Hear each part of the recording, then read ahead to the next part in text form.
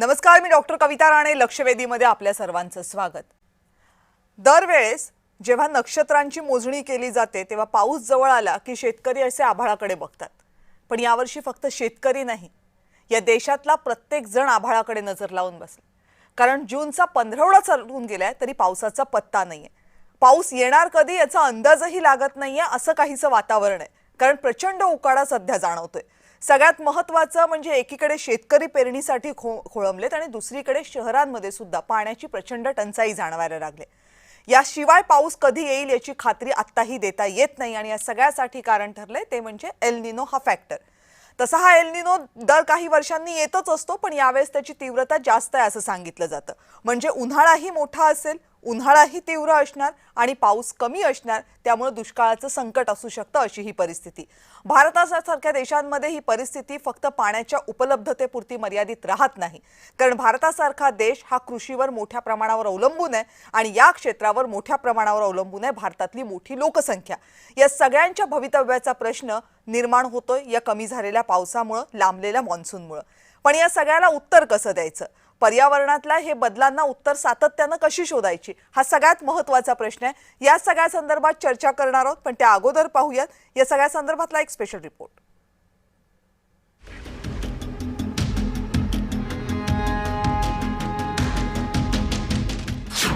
अर्धा जून सरून गेलाय तरी अजूनही पावसाची म्हणावी तशी एंट्री झालेलीच नाहीये. मुंबई, पुणे, ठाणे, नाशिक इथं पावसाचा थेंबही पडलेला नाहीये. पुण्यामध्ये 1958 नंतर पहिल्यांदाच असं झालंय की जूनच्या पहिल्या पंधरवड्यात 0 मिलीमीटर पाऊस झालाय. मुंबईसाठी तर गेल्या 20 वर्षांमधला हा सर्वात कोरडा जून आहे. त्यामुळे मुंबईला पाणी पुरवठा करणाऱ्या तलावांची परिस्थिती बिकट झाली आहे.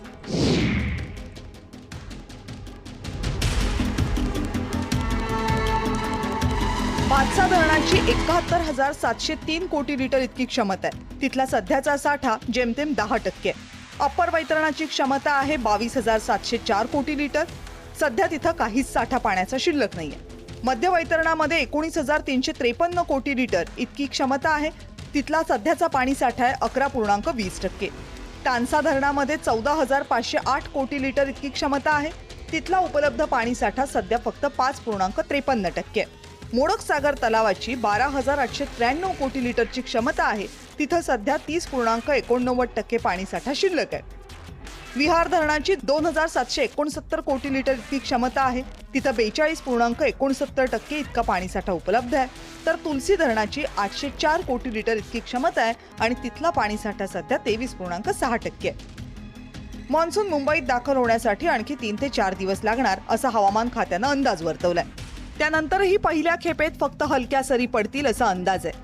धो मान्सून पडून मान्सून स्थिरावण्यासाठी जुलै महिनाच उजाडणार असं दिसतंय. कोकणात काही ठिकाणी पेरण्या झाल्या आहेत, पण पाऊस येत नसल्यानं शेतकरी चिंतेत आहेत. मुळात मान्सूनचा प्रवाह आणि पश्चिमेकडून वाहणारे वारे कमकुवत झाल्यामुळं मान्सून दक्षिण कोकणात थांबून राहिल्याची स्थिती निर्माण झाली आहे. त्यात एल निनोची भर पडली आहे. प्रशांत महासागरातील पाण्याचं तापमान वाढलंय, त्यामुळे आशिया खंडातील अनेक देशांमध्ये मान्सून पोहोचलेला नाही. इतिहासातील सर्वात तीव्र एल निनो यावर्षी तयार झालाय अशी चिंताजनक घोषणा गेल्या आठवड्यातच करण्यात आली आहे. एकूणच काय तर आठवडाभरानं पाऊस सुरू झाला तरी तो सरासरी इतकाच पडेल याची शाश्वती नाहीये. त्यामुळे जूनचा उत्तरार्ध पावसाच्या दृष्टीनं अत्यंत महत्त्वाचा मानला जातोय. ब्युरो रिपोर्ट, जय महाराष्ट्र. आणि याच विषयावर बोलण्यासाठी आपल्या सोबत आहेत कृषी अभ्यासक उदय देवळाणकर. उदय सर, नमस्कार. नमस्कार, जय किसान. आणि भवताल फाउंडेशनचे संस्थापक अभिजित घोरपडे आपल्या सोबत आहेत. अभिजित सर, नमस्कार. खूप दिवसांनी तुमच्यासोबत बोलणं होतंय.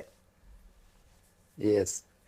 बरं अभिजित सर, मला वाटते पहिल्यांदा तर तुम्ही आपल्या प्रेक्षकांना अगदी सोप्या शब्दामध्ये सांगा, काय भानगड काय आहे एल निनोची ज्याच्यामुळे हा पाऊस इतका लांबलाय आणि यावर्षीचा पाऊस धड होणारच नाहीये असं सांगितलं जाते. खरं तर एल निनो हा पहिल्यांदाच येत नाहीये. एल निनो हा नियमित येणारा घटक आहे. साधारण एक 4 ते 7 वर्षानंतर 2 ते 7 वर्षानंतर आपल्याला एल निनो आलेला पाहायला मिळतो. फक्त हा एल निनो म्हणजे आपल्याकडे वेगवेगळे जे समुद्र आहेत, महासागर जे आहेत, त्याच्यातला एक सर्वात मोठा जो महासागर आहे तो आहे प्रशांत महासागर किंवा ज्याला आपण पॅसिफिक ओशन म्हणतो. या पॅसिफिक ओशन मध्ये अर्थात सर्वच महासागरांमध्ये काही ओशनिक करंट्स असतात. त्याचा परिणाम म्हणून सागरी प्रवाह असतात. त्याचा परिणाम म्हणून काही भागाचं तापमान हे वाढतं, काही भागाचं तापमान हे कमी होतं. ओके. म्हणजे काही ठिकाणी उबदार पाणी जास्त प्रमाणात निर्माण होतं, काही ठिकाणी थंड पाणी. हं. तर प्रशांत महासागरामध्ये त्याच्या विशिष्ट भागात नेमकेपणाने सांगायचं झालं तर जिथं पेरू देश आहे, जिथं इक्वेडोर देश आहे, त्याच्या किनाऱ्यालगत काही अंतरावर जर म्हणजे ज्याला आपल्याला ईस्ट पॅसिफिक म्हणता येऊ शकेल, त्या ठिकाणी जर पृष्ठभागावर पाण्याचं तापमान हे विशिष्ट वाढलं, म्हणजे 0.5 डिग्री सेल्सिअस किंवा त्याच्यापेक्षा जर जास्त वाढलं, तर त्या भागामध्ये एल निनो नावाचा घटक सक्रिय झाला असं मानलं जातं. आता हा एल निनो नावाचा जो घटक आहे, याचा प्रशांत महासागर हा जगातला सर्वात मोठा महासागर असल्यामुळं तिथं जे काही बदल होतील, तिथं जे काही तापमानात वाढ होईल, कमी होईल, तर त्याचा परिणाम आपल्याला जगाच्या सर्व भागातल्या हवामानावर कमी अधिक प्रमाणात होतो. ओके. आणि त्याचा जास्त परिणाम हा आपल्या मान्सूनच्या काळात जर तो सक्रिय असेल घटक, म्हणजे आपल्याकडे मे पासून ते पुढे नोव्हेंबर पर्यंत या काळामध्ये जर ही परिस्थिती त्या ठिकाणी असेल की तिथल्या समुद्राचं तापमान जर वाढलं, तर त्याचा आपल्या मोसमी पावसावर हा विपरीत परिणाम होतो. ओके. आणि तो विपरीत परिणाम किती होतो, तर नेमकेपणाने सांगायचं झालं तर भारतामध्ये आतापर्यंतचे जे दुष्काळ आहेत, ते दुष्काळ त्यांचा जर अभ्यास केला, ते जर पाहिले, तर भारतामध्ये 60% दुष्काळांच्या वेळेस एल निनो सक्रिय असल्याचं पाहायला मिळालेलं आहे. त्यामुळे हे जे त्यांचं नातं आहे, एल निनो सक्रिय होणं आणि आपल्याकडे दुष्काळ असणं, तर हे नातं बऱ्यापैकी आतापर्यंत मानलं गेलेलं आहे किंवा हे स्वीकारलं गेलेलं आहे. त्याच्यामुळे इतका हा मोठा घटक जगाच्या हवामानावर परिणाम करतोच, आपल्या दृष्टीनं आपल्याकडे पावसाचं प्रमाण कमी होतं, म्हणून एल निनो हा आपल्या दृष्टीनं जास्त महत्वाचा. सगळ्यात भीषण दुष्काळ मला वाटतं 1877चं याच्याशी जोडले गेले. 1877 सुद्धा होता. हा. आणि अलीकडच्या काळामध्ये ज्याला आपण जो एक खूप मोठा म्हणजे भारताच्या दृष्टीनं ज्याला माइलस्टोन इव्हेंट म्हणता येऊ शकेल, तो म्हणजे 1972चा दुष्काळ. ओ. साधारण एक 54 वर्षांपूर्वी घडलेला दुष्काळ. तेव्हा सुद्धा एल निनो सक्रिय होता. मी जसं म्हणालो की 60% वर्षांमध्ये हे पाहायला मिळालेलं आहे. पण या एल निनोची तीव्रता म्हणजे समजा ते तापमान जे आहे, तापमानातली वाढ जी आहे, ही 2 अंश सेल्सिअस पेक्षा जर जास्त असेल, तर त्याला अधिक तीव्र एल निनो मानलं जातं. ज्याला आणि सध्या हा सुपर जेव्हा- एल निनो असं म्हणतात. अशी खरं तर हवामान शास्त्रामध्ये सुपर एल निनो नावाचा शब्द नाही, पण ठीक आहे, सर्वसामान्य माणसांना समजण्यासाठी जर तो वापरला जात असेल तर तसं म्हणता येऊ शकेल सुपर एल निनो. तर अशा प्रकारचा जेव्हा एल निनो असेल, तेव्हा मात्र परिस्थिती आणखीन भीषण होऊ शकते. त्यालाच जोडून इतरही काही घटक असतात. म्हणजे एल निनो हा एकमेव घटक भारतामध्ये किती पाऊस पडणार हे ठरवतो असं नाहीये. ओके. तर त्याचबरोबर आपल्याकडे इतरही खूप घटक असतात. म्हणजे आपल्या पावसाचं जर आपण गणित बघितलं किंवा आपल्या पावसाचं जे मॉडेल आहे, प्रतिमान जे ज्याच्यावरून आपण पाऊस किती पडणार आहे हे ठरवतो, तर ते जर बघितलं तर त्याच्यामध्ये पॅसिफिकमध्ये काय घडतंय ते आहे, अटलांटिक ओशन मध्ये काय आहे, किंवा युरेशियन रिजन मध्ये काय आहे, उत्तर गोलार्धामध्ये बर्फाचं प्रमाण किती आहे, असे वेगवेगळे घटक म्हणून हे सगळं पाऊस किती पडणार हे ठरतं. पण त्याच्यातला आपल्या जवळचा अजून एक घटक आहे, जो म्हणजे हिंदी महासागरामध्ये, आपल्या इंडियन ओशन मध्ये जसं प्रशांत महासागरामध्ये त्याच्या एका भागाचं तापमान वाढलं तर आपल्यावर विपरीत परिणाम होतो, आणि दुसऱ्या भागाचं तापमान वाढलं किंवा ज्या भागाचं तापमान वाढतं तिथलं तापमान जर थंड कमी झालं, तर आपल्याकडे तुलनेनं ती परिस्थिती पूरक असते पावसाच्या दृष्टीनं. तसंच हिंदी महासागरात सुद्धा एक इंडियन ओशन डायपोल, ज्याला IOD या नावाने जो घटक ओळखला जातो, तो जर सक्रिय असेल आणि त्याच्या पश्चिमेला जर तापमानात वाढ झाली, तर तो भारताच्या पावसाच्या दृष्टीनं, मान्सूनच्या काळातल्या पावसाच्या दृष्टीनं हा पूरक मानला जातो.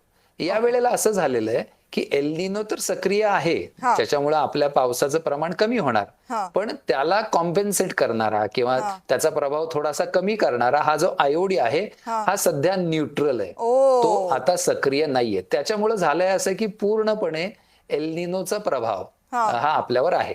1997ची एक क्लासिक केस आहे. त्यावेळेस एल निनोचा प्रभाव होता, पण त्याच वेळेस इंडियन ओशन मध्ये आपल्या हिंदी महासागरामध्ये जो इंडियन ओशन डायपोल जो आहे हा. तो आपल्या दृष्टीने पॉझिटिव्ह होता. त्यामुळं तो ते एल निनो वर्ष असून सुद्धा आपल्याकडं पाऊस हा सरासरी इतका झाला अच्छा. होता, 102% पाऊस झाला होता. हम्म. पण या वेळेला मात्र हे जे संरक्षण म्हणूयात आपण ते ते आपल्याला नाहीये. नाहीये. त्याच्यामुळं पूर्णपणे एल निनोचा हा प्रभाव होतोय आणि इतरही काही घटक त्याच्यामध्ये आहेत. पण मुख्य घटक हा आत्ताचा एल निनो हा जास्त डॉमिनेटिंग आहे आणि त्याला कॉम्पेन्सेट करणारे घटक आपल्याकडे आता तितकेसे सक्रिय नाहीयेत. हा त्याच्यामुळं खरं तर थोडक्यात सांगायचं तर ओके. आत्ताच्या परिस्थितीचं विश्लेषण. म्हणजे मला वाटतं सोप्या शब्दांमध्ये हे समजायला मदत झाली की नेमकं घडतंय काय आजूबाजूला. उदय सर, पण या सगळ्याचा मोठा परिणाम होणार आहे तो शेतकऱ्यांवर. म्हणजे आत्ताची परिस्थिती ही आहे की सरकार वारंवार हे आवाहन करते की पेरण्या आत्ता करू नका, पेरण्या आत्ता करू नका. जून अर्धा सरून गेलेला आहे. जर आत्ता पेरण्या केल्या नाहीत तर त्या पेरण्या करायच्या कधी आणि त्या नेमक्या कधी करायच्या याचं तरी काही उत्तर सरकार शेतकऱ्यांना देऊ शकणार आहे का आत्ताच्या या सगळ्या हवामानाच्या परिस्थितीत? ही टाइम गॅप कॉम्पिटिशन आहे. म्हणजे एल निनोचा प्रभाव जास्त कधी वाढणार आहे, सध्या किती आहे आणि इनिशिएशन ऑफ मान्सून कधी होणार आहे.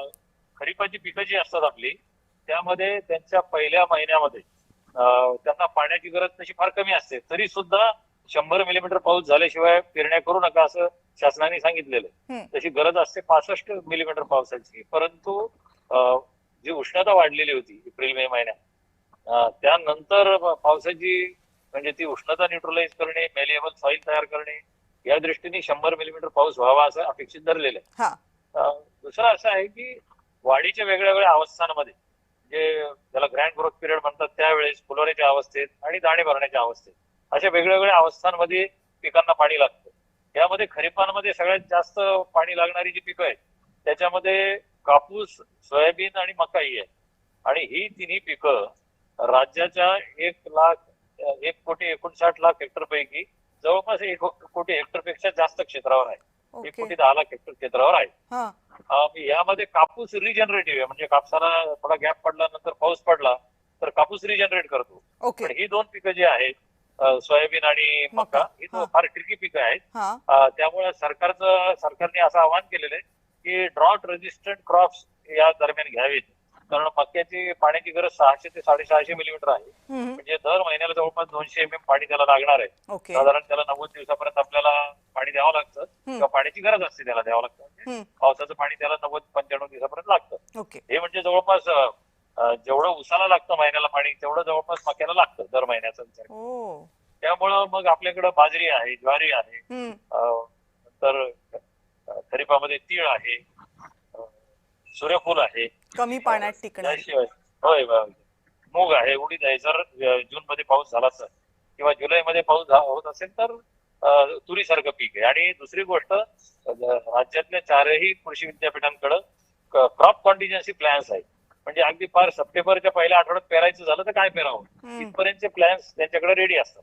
त्याच्यामुळे शेतकऱ्यांनी काय करायला पाहिजे या काळात तर आपल्या प्रत्येक जिल्ह्याला एक कृषी विज्ञान केंद्र आहे आणि विभागाला राष्ट्रीय कृषी संशोधन प्रकल्प आहे. जिल्ह्याला जिल्हा अधीक्षक कृषी अधिकाऱ्यांचं ऑफिस आहे आणि सध्या प्रत्येक गावांमध्ये मोहीम राबवली जाते वेगळ्या कार्यक्रमांची कृषी विभागात. त्यामध्ये सरीवरंबा पद्धतीने पेरणी करणं, उंच सरीवरंबा पद्धतीने, उताराला आडवी पेरणी करणं, कोकण पद्धतीने पेरणी करणं, डॉट टॉलरंट क्रॉप्सचं सिलेक्शन करणं, बियाणांचं सिलेक्शन करणं, ड्रीप आणि स्प्रिंकलरचा इफेक्टिव्ह वापर करणं, हे सगळ्या उपाययोजना आहेत. रबीमध्ये आपल्याकडे करडी आणि हरभरा अशी मॅजिकल पिकं आहेत की त्यांना अक्षरशः थोडा जरी पाऊस मिळाला रेसिड्युअल मॉइश्चर जे असतं त्यावरती पिकं येतात. परंतु एकूणच आपली जी पीक पद्धती आहे खरीपातली त्यापैकी 1,19,00,000 हेक्टरवरती जास्त पाणी लागणारी पिकं आहेत आणि ही थोडी अलार्मिंग सिच्युएशन आहे. त्यामुळे शेतकऱ्यांनी याबाबतीत सजग राहावं. की दुसरं असं आहे की एल निनो फुल फ्लो मध्ये सध्या म्हणजे टेम्परेचर फार वाढलेलं नाहीये. हे टेम्परेचर कधी वाढेल याचे वेगवेगळे अंदाज आहेत. सप्टेंबर मध्ये याचं टेम्परेचर वाढलेलं असेल आणि डिसेंबर मध्ये पीक आलेलं असेल तर त्यावेळेला तुम्हाला थोड्या वॉर्मर विंटरची तयारी ठेवावी लागते आणि थंडीवर येणाऱ्या पिकांना फटका बसू शकतो. परंतु त्या दरम्यान बऱ्यापैकी पाऊस आपल्याला मिळून जातो. आता आपल्याला 85 ते 90% पावसाची अपेक्षा आहे तेवढा उशीर झाल्यानंतर. हा पाऊस म्हणजे मग वेगवेगळ्या स्टेशन्सला पाऊस किती आहे तर राज्यातले आपले जे म्हणजे आपला माणदेश सोलापूर जिल्हा अक्कलकोट मंगळवेढ्यापासून ते धुळ्यापर्यंत हा जो मधला पट्टा आहे आपला, हम्म. त्यातले 181 तालुके हे फार व्हलनरेबल आहे. कारण बरोबर. हे दोन्ही शाखा ज्या आहेत आपल्या मान्सूनच्या, हम्म. की ही पश्चिम शाखा जी आहे तिच्याकडे आपल्याकडे सह्याद्रीवरून पाऊस येतो. हो. तर प्रतिरोध स्वरूपाचा पाऊस कोकणातील घाटमाथ्यावर पडत असल्यामुळं तिथल्या ढगांचा कमी हिस्सा या भागाला मिळतो. हम्म. आणि बंगालच्या उपसागराच्या शाखेकडून हा भाग दूर असल्यामुळं त्याला एक प्रकारे रेन शॅडोचा प्रदेश किंवा पर्जन्य छायेचा प्रदेश म्हटलं हम्म. जातं. हम्म. परंतु असं ऑब्झर्व केलेलं आहे आपण की मागच्या तीव्र दुष्काळामध्ये अकोल्यापर्यंत म्हणजे जो अॅच्युअल रेनफॉल ट्रॅकचा भाग आहे हम्म. तिथपर्यंत आपल्याला पिण्याच्या पाण्याचं दुर्भिक्ष जाणवलं. ओके. तर यामुळे आपण काळजीही घेतली पाहिजे हा. की सगळ्याच भागामध्ये drought tolerant crops, drought tolerant practices, आपल्याकडे तसा 4 ते 5 हजार वर्षांचा आपला इतिहास आहे हम्म. आणि उत्कृष्ट शेतीचा इतिहास आहे. हम्म. आपल्याकडे काही आंतरमशागतीचे अवजार आहेत, खुरपणीच्या पद्धती आहेत. बर. ही जी अवजार आहेत, छोटी छोटी अवजारं, हम्म. यामुळे जो कॅपिलरी मुवमेंट असते म्हणजे हम्म.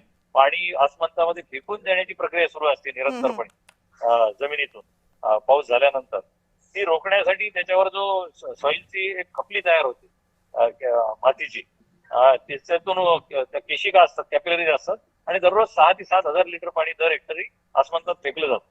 जर आंतरमशागत केली, सॉइल मल्च म्हणतात त्याला, या आंतरमशागतीमुळे, खुरपणीमुळे तुम्ही बरचसं मॉइश्चर वाचवू शकता. बर. याशिवाय पोटॅशियम नायट्रेट सारख्या स्प्रेचे काही रिकमेंडेशन्स आहेत, हम्म. काही बाष्परोधक रसायन आपण वापरू शकतो. हम्म. हम्म. या सगळ्यांचा वापर करून आपल्याला अगदी बंपर उत्पन्न नाही तरी आपलं ओके. नुकसान होणार नाही अशा पद्धतीने उत्पन्न घेता येईल. ओके. म्हणजे पण यासाठी अर्थात शेतकऱ्यांचा आणि सरकारचा आणि तुम्ही ज्या कृषी केंद्रांचा उल्लेख करताय त्याचा संवाद तितका असायला पाहिजे आणि त्या माहितीची देवाणघेवाण तितकी व्हायला पाहिजे, हाही महत्त्वाचा मुद्दा आहे त्यातला. अभिजित सर, गेल्या काही वर्षांपासून पावसाचं जे पॅटर्न आपण पाहतोय, म्हणजे जरी आपण असं म्हटलं की 100% पाऊस झालेला आहे तरी त्याचा पॅटर्न असा दिसतो की 100% पाऊस काही 4 महिन्यांमध्ये समानतेनं होत नाहीये.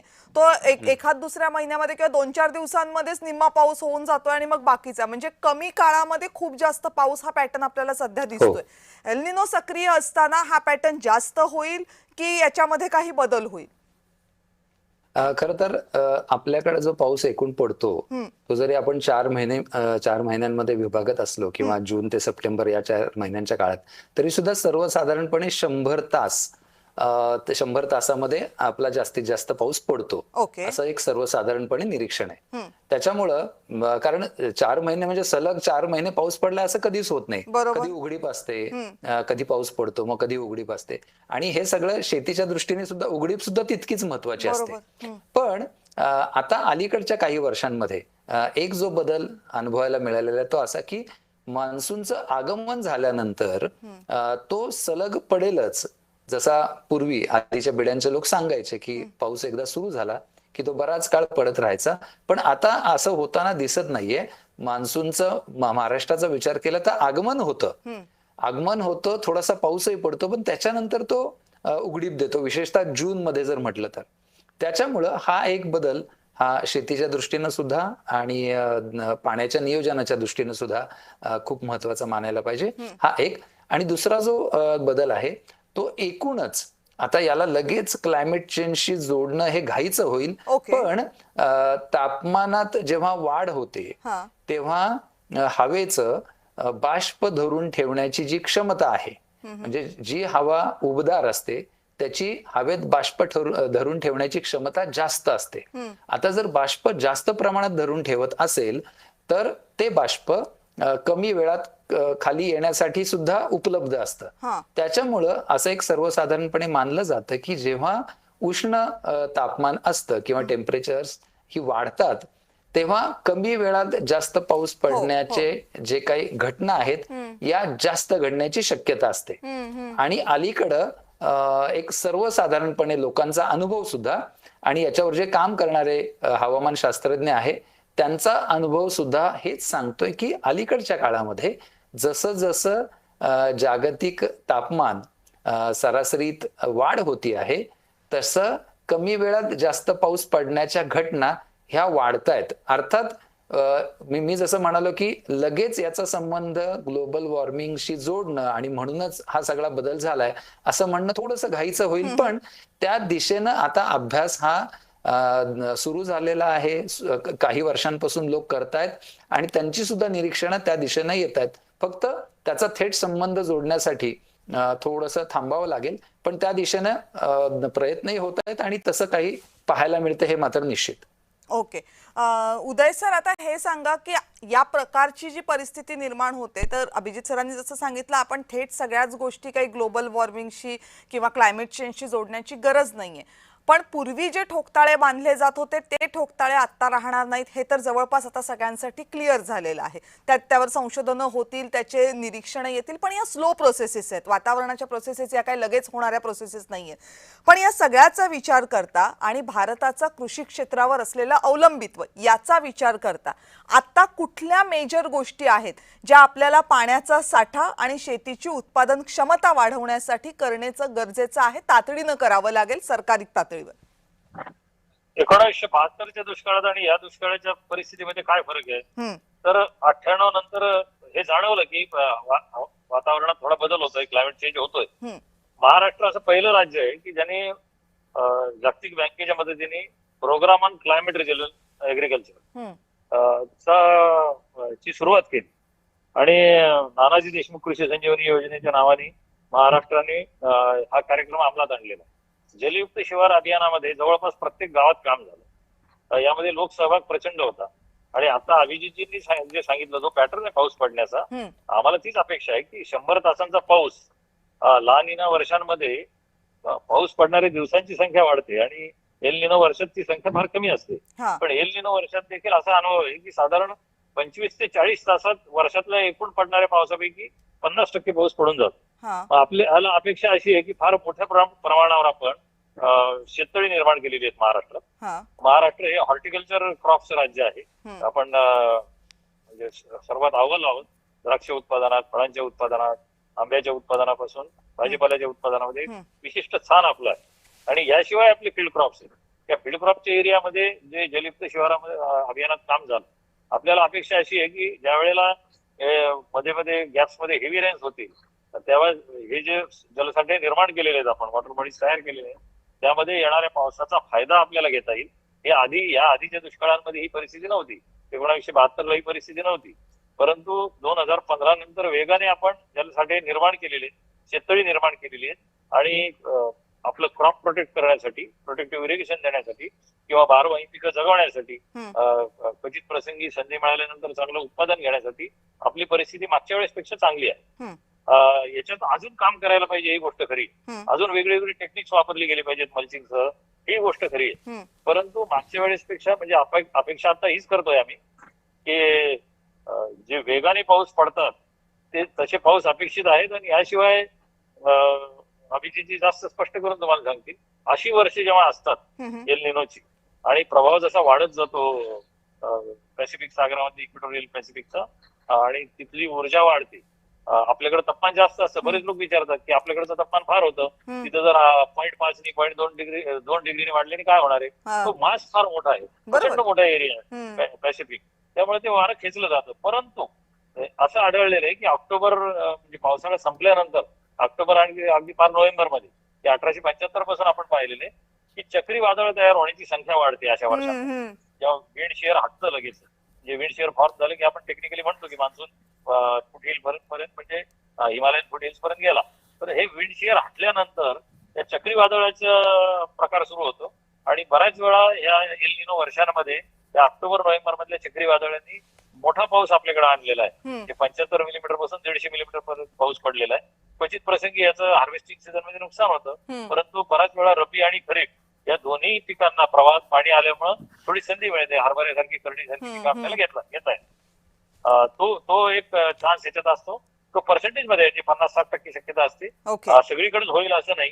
आणि एल निनोच्या पावसाचं हे वैशिष्ट्य, जे हाय इंटेन्सिटी रेन्स आहेत ते सगळीकडे होतील असं नाही, पण बऱ्याच ठिकाणी हा पाऊस आपल्याला मिळून जाईल हे अपेक्षित. अगदीच पाऊस होणार नाही असं अजिबात. बर, पाऊस होईल, फक्त शेतकऱ्यांच्या दृष्टीनं पाऊस फक्त होणं पुरेसं नसतं. पाऊस कधी सुरू होतोय, तो कधी संपतोय, तो किती पडतोय, तो कुठल्या वेळेला पडतोय, कुठल्या वेळेला किती प्रमाणात पडतंय, हे सगळं शेतकऱ्यांसाठी आणि पर्यायानं सगळ्यांसाठीच महत्त्वाचं आहे. पण वातावरणामध्ये जे बदल होत चाललेत, काही बदल हे तात्कालिक स्वरूपाचे असतात, काही बदल हे कायम स्वरूपाचे असतील.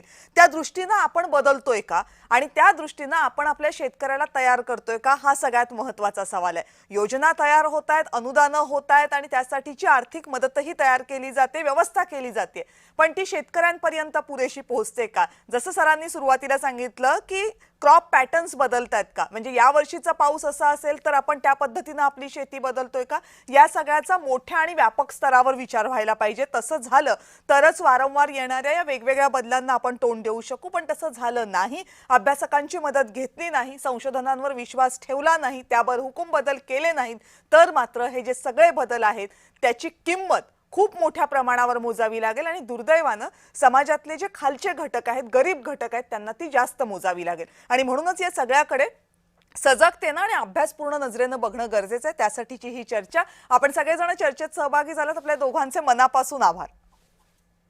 जय किसान. थँक्यू. या चर्चेमध्ये वेळ झाली इथेच थांबण्याची. पाहत रहा जय महाराष्ट्र.